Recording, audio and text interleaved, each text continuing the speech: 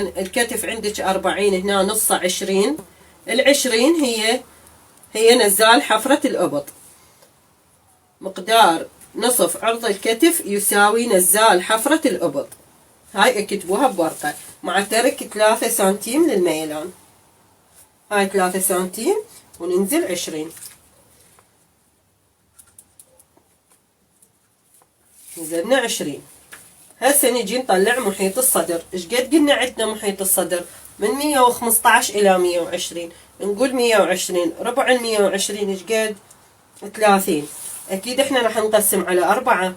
ليش؟ لانه احنا عندنا هاي محيط، المحيطات كلها تتقسم على 4. هسه عندنا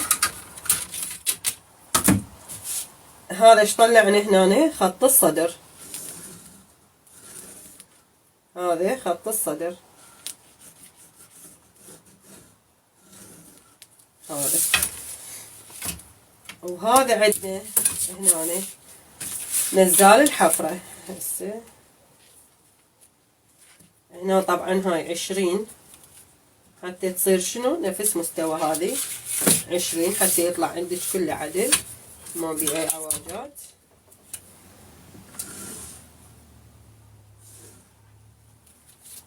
تمام. هسه نجي نطلع الخصر. ننزل تقريبا 15 سنتيم. اذا تريدين اضباط انتي ايش قد هنا؟ 40 عرض الكتف. عرض الكتف 40.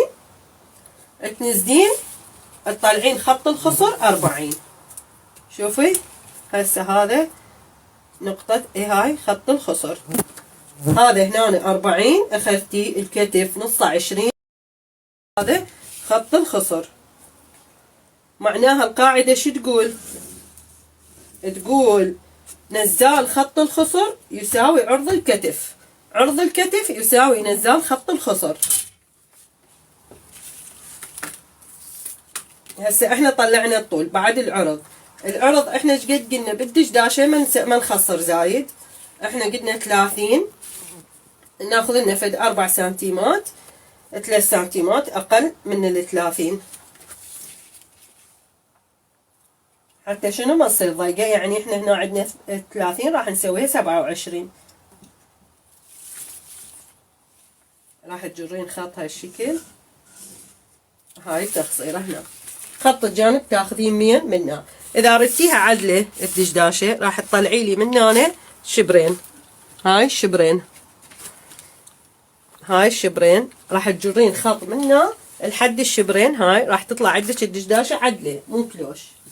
ردتيها كلوش تعرضين هالشكل تمشين هالشكل. انتي قد بعد ما تريدين.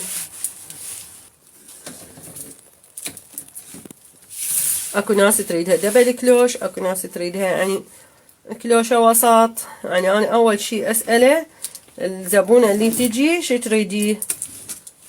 كلوش لو عدل؟